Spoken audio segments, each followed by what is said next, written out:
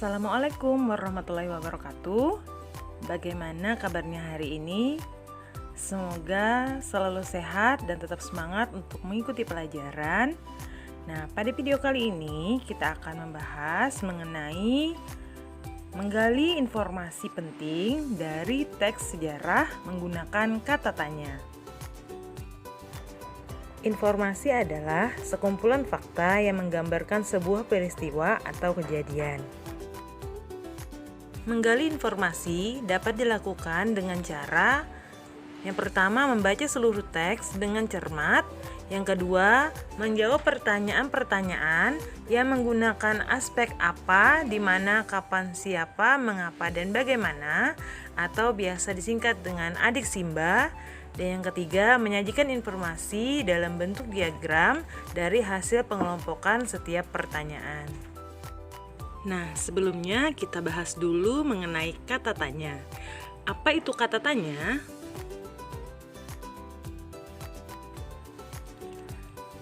Kata tanya adalah kata tugas yang digunakan untuk mengajukan pertanyaan. Sedangkan kalimat tanya adalah kalimat yang berisi pertanyaan kepada pihak lain untuk memperoleh jawaban dari pihak yang ditanya. Macam-macam kata tanya. Yang pertama ada apa, di mana, kapan, siapa, mengapa, dan bagaimana, yang biasanya disingkat dengan adik Simba. Ada satu lagi yaitu berapa. Fungsi kata tanya. Yang pertama apa. Apa berfungsi untuk menanyakan kata benda, suatu hal, keadaan, atau perbuatan tertentu. Contohnya, apa yang terjadi pada tanggal 17 Agustus 1945? Kata tanya kapan. Kapan berfungsi untuk menanyakan waktu. Contohnya, kapan proklamasi kemerdekaan Indonesia dilaksanakan? Kata tanya di mana. Di mana berfungsi untuk menanyakan tempat. Contohnya, di mana teks proklamasi dirumuskan? Kata tanya siapa. Siapa berfungsi untuk menanyakan orang atau pihak yang terlibat. Contohnya, siapa Presiden pertama Republik Indonesia? Kata tanya mengapa. Mengapa berfungsi untuk menanyakan alasan atau sebab. Contohnya, mengapa teks proklamasi dirumuskan di Rumah Laksamana Maida? Kata tanya bagaimana. Bagaimana berfungsi untuk menanyakan cara, proses, pendapat, atau sikap. Contohnya, bagaimana proses perumusan teks proklamasi? Nah, itu tadi beberapa kata tanya yang biasa disingkat dengan adik Simba. Nah, satu lagi tambahan kata tanya yaitu berapa. Berapa berfungsi untuk menanyakan jumlah atau harga. Contohnya, berapakah jumlah anggota panitia 9? Nah, sekarang mari kita berlatih menggali informasi dan memaparkan informasi tersebut baik secara lisan maupun dalam bentuk tulisan. Nah, untuk menggali informasi, yang pertama kita baca dulu teksnya yang berjudul Proklamasi Kemerdekaan Indonesia. Proklamasi kemerdekaan yang dilakukan pada tanggal 17 Agustus 1945 menjadi peristiwa penting bagi bangsa Indonesia. Peristiwa tersebut menjadi tonggak sejarah di mana bangsa Indonesia berhak atas kemerdekaan dan wajib mempertahankannya.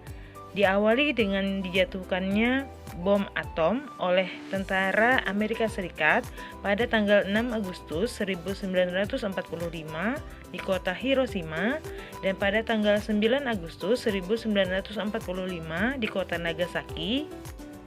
Jepang akhirnya menyerah kepada tentara sekutu. Peristiwa ini dijadikan kesempatan oleh bangsa Indonesia untuk segera membebaskan diri dari penjajahan bangsa Jepang. Teks proklamasi ditulis di Rumah Laksamana Tadashi Maida, Jalan Imam Bonjol nomor 1. Para penyusun teks proklamasi adalah Soekarno, Dr. Andes Muhammad Hatta, dan Mr. Ahmad Subarjo. Konsep teks proklamasi ditulis oleh Insinyur Soekarno. Saat itu hadir pula B.M. Diah, Sayuto Melik, Sukarni, dan Sudiro. Soekarni mengusulkan agar yang menandatangani teks proklamasi itu adalah Insinyur Soekarno dan Dr. Andes Muhammad Hatta atas nama bangsa Indonesia. Teks proklamasi diketik oleh Sayuti Melik.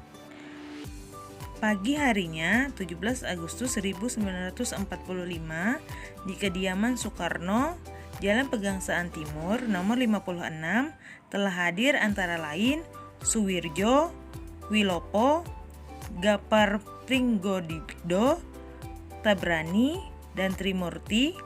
Acara dimulai pada pukul 10 dengan pembacaan teks proklamasi oleh Soekarno dan disambung pidato singkat tanpa teks.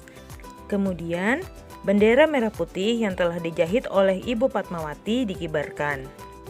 Nah, setelah kita baca teks tersebut, mari kita isi peta pikiran berikut dengan menggunakan kata tanya dan menjawab pertanyaan tersebut. Kemudian, berdasarkan peta pikiran tersebut, kita kembangkan informasi dalam bentuk tulisan menggunakan kata-kata sendiri. Nah, sampai di sini dulu video kali ini. Semoga bermanfaat dan dapat dipahami. Jangan lupa tetap jaga kesehatan dan tetap semangat untuk belajar. Assalamualaikum warahmatullahi wabarakatuh.